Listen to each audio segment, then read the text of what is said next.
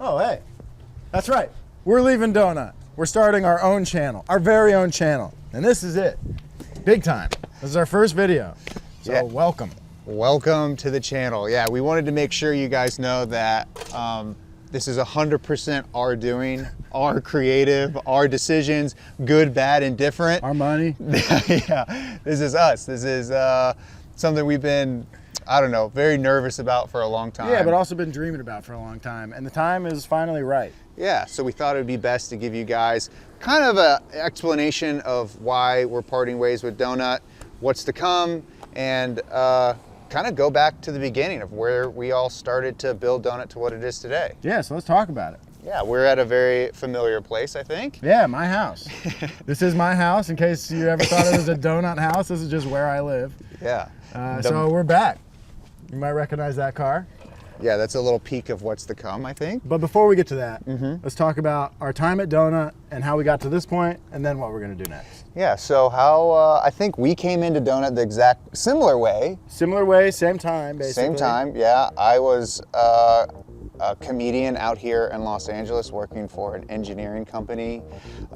Nobody's ever said that sentence in the world. Isn't that crazy?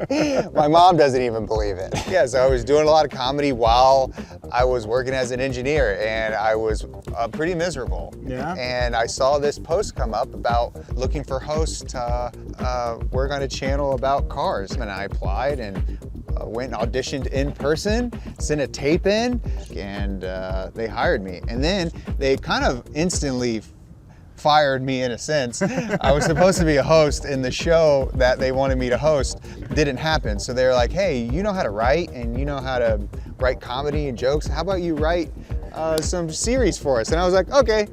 I'll do that. I'll do that. Well, sorry about that. It might be my fault. No, it's okay. No, it wasn't your fault. You got, I guess, the job in a similar fashion, right? Yeah, exactly. Saw the post on Instagram, and at the time I was living in Ohio and worked at ECS Tuning, and me and some of my boys on our lunch break would just watch YouTube stuff. Donut was one of the channels we'd watch, and I followed him on Instagram, saw that post, and I was currently making YouTube videos at ECS at the time, you know, all sorts of stuff, just installing parts or, you know, some more fun stuff. And I was like, the prerequisites on the Instagram post were you have to know a lot about cars, you gotta be comfortable on camera, and you gotta live in LA. Yeah. And I was like, well, I know a lot about cars, I've been doing the camera thing, living in LA, we could figure that out. Yeah, you could just move. Yeah, which so- you did. Yeah, exactly. In your RVs in my now. RV, drove that 1985 Chevy motorhome out here.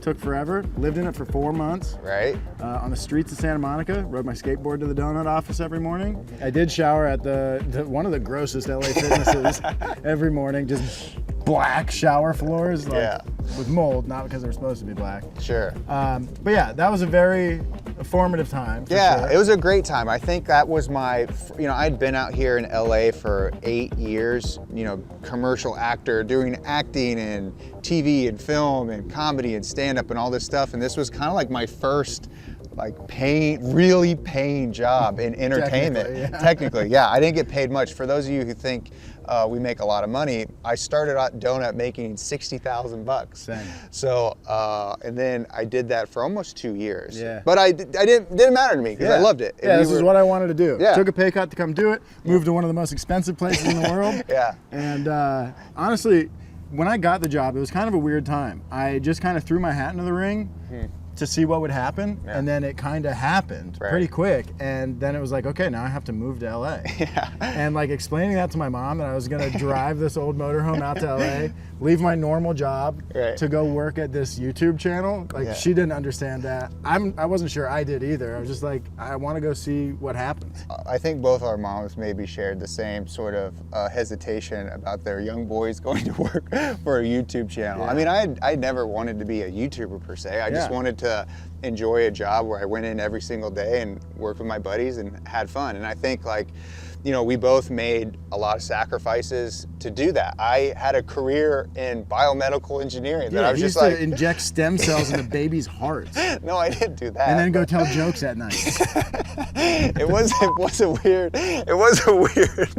was a very weird career path if I had to He's tell like, no, someone I that. guess I'll do car reviews online.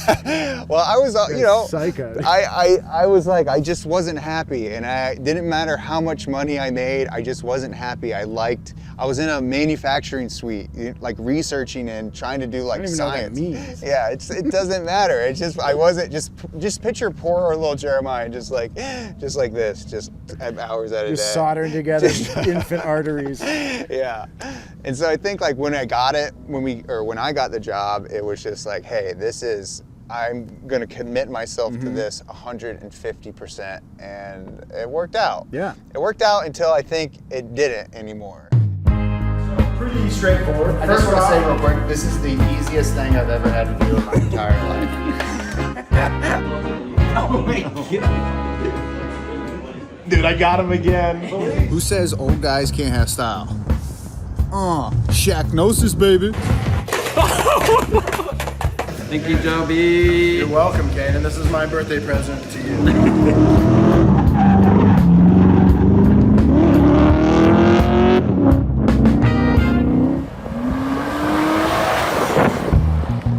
Just take a hard ass left. Are you on the right side? Left side. Yeah, okay, left side. Left side. Remember, left side. Remember, left side.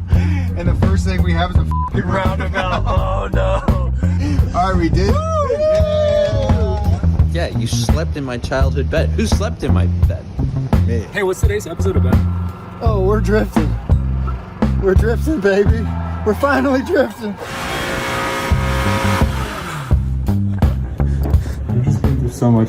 Want to sit in the middle? No, it's just how are you narrower hand taking up more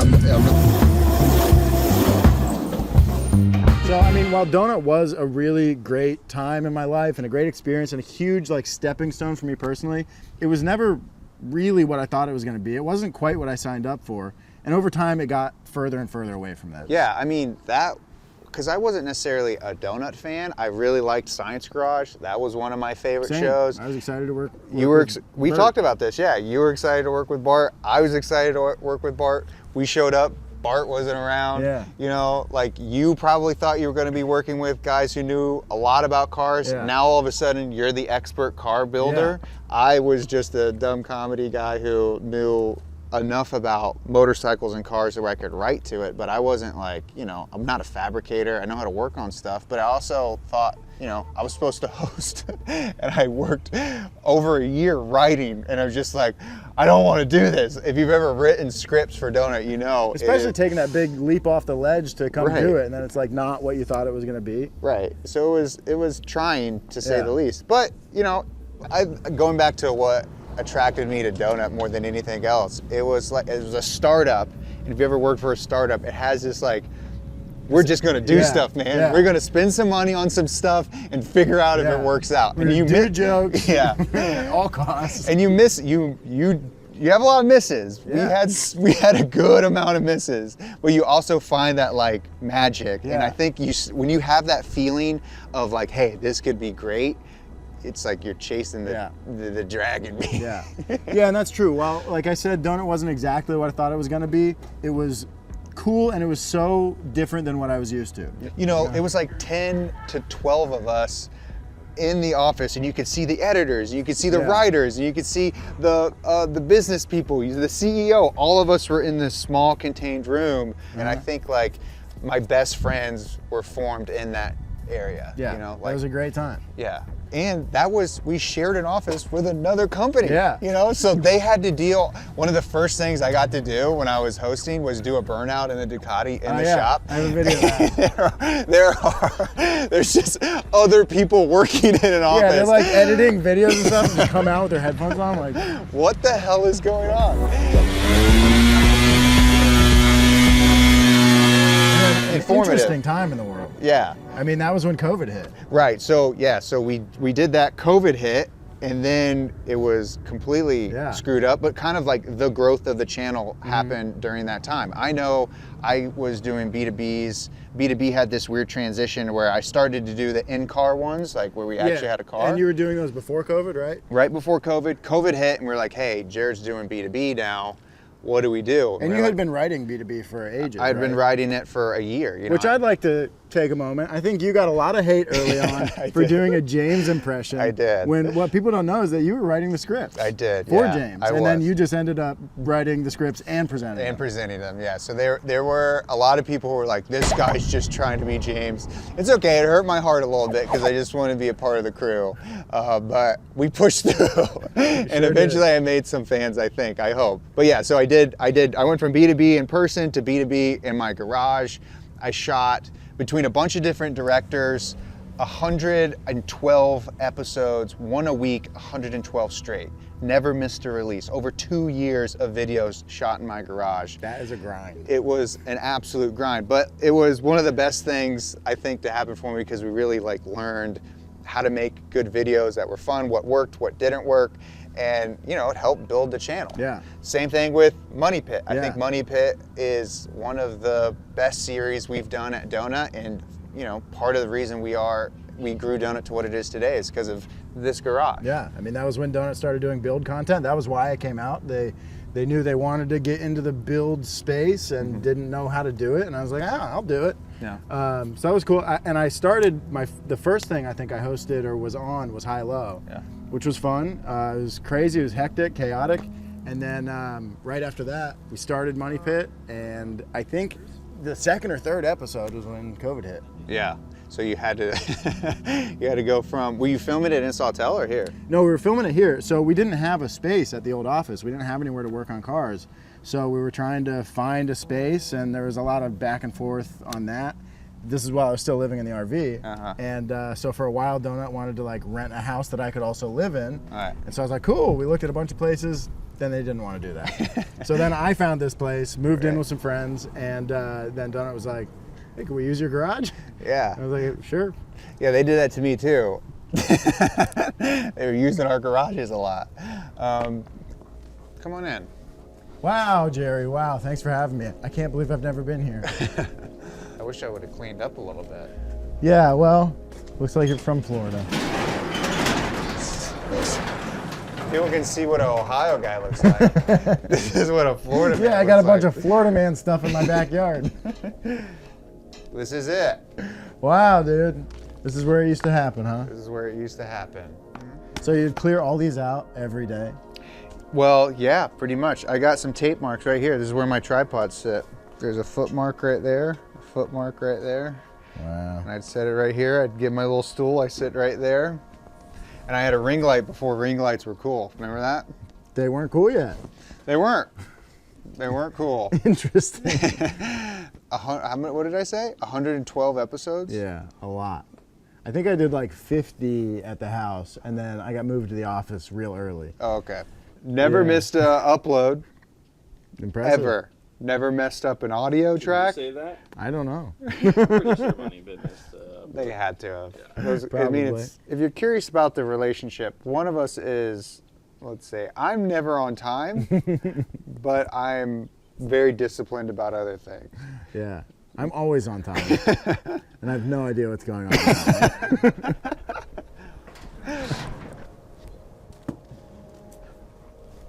Oh.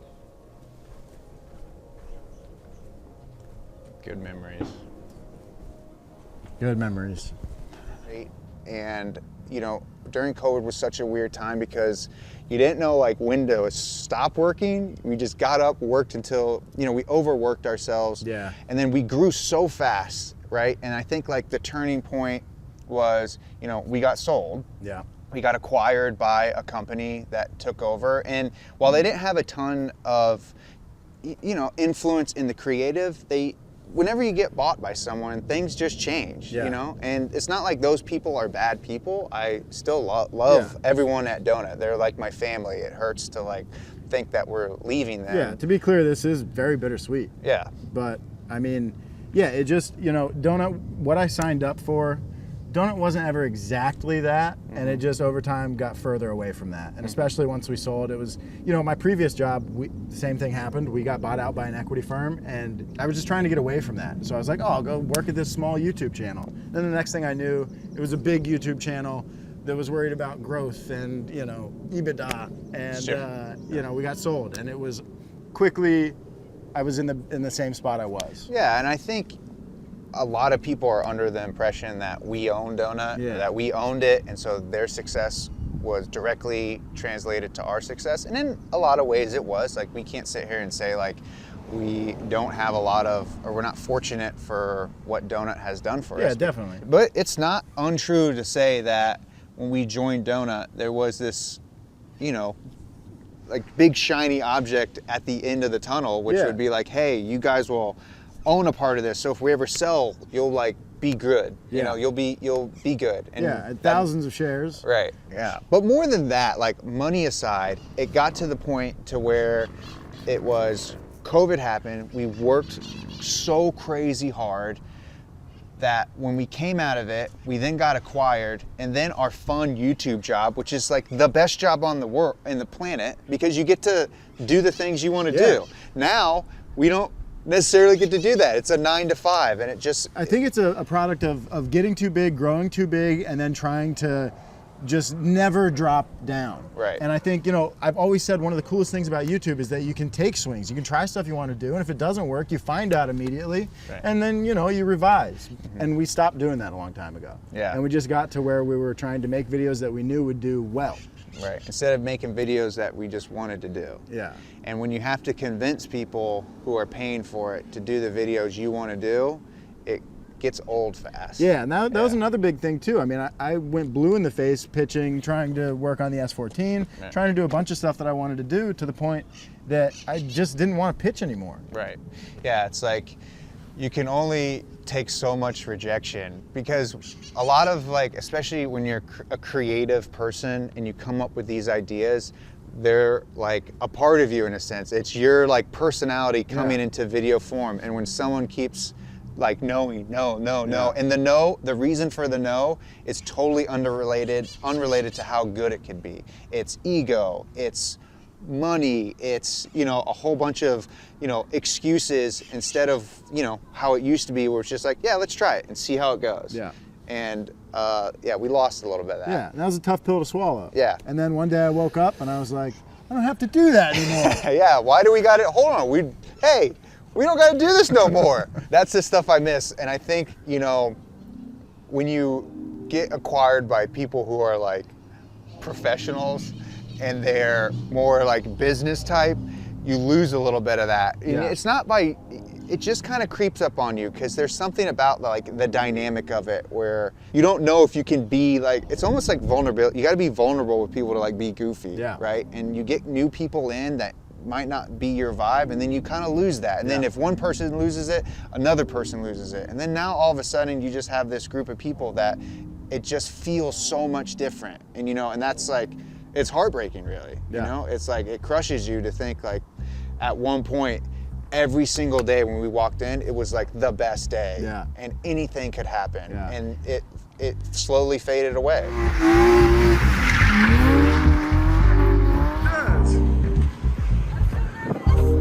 You did great. Are you guys excited for this road trip?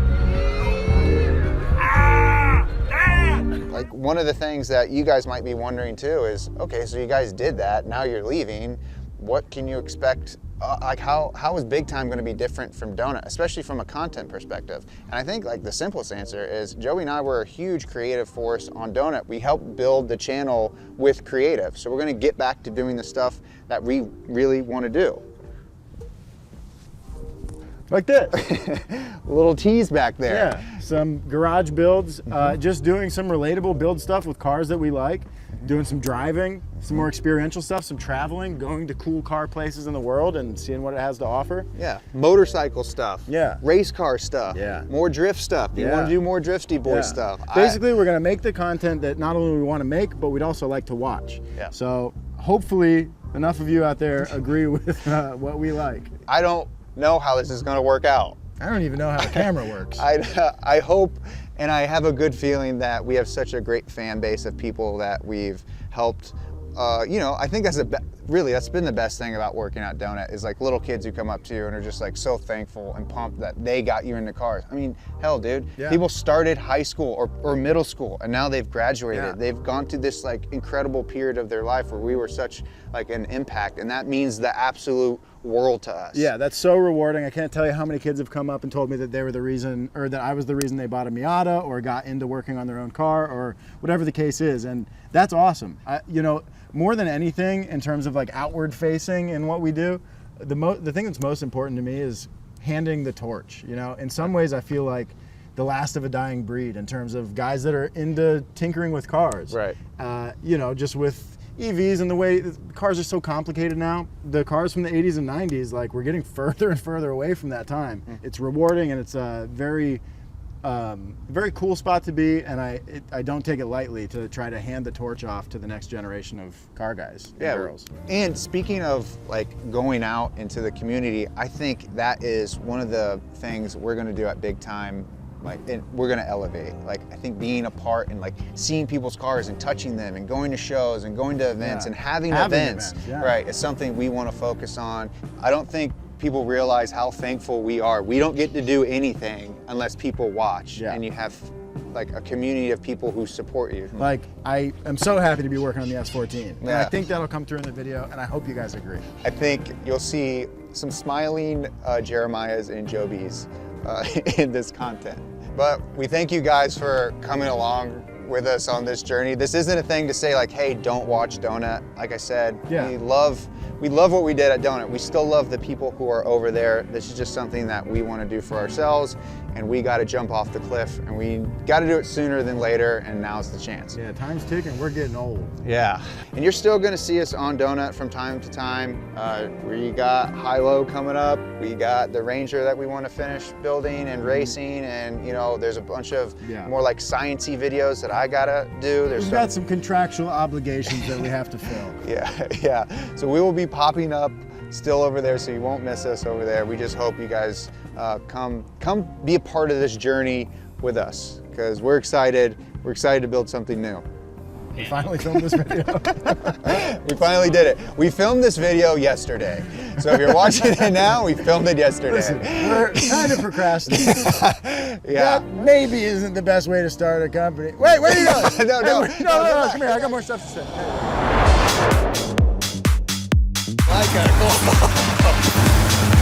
What the fuck is this? Welcome to Big Time. The whole driving a big rig thing I'm gonna have to get used to. Pistons are gonna be as black as night, dude. The tops of those things are gonna have so much carbon buildup. So what? No going back now. Yeah, is this fun? Maybe. Is it scary? Yeah.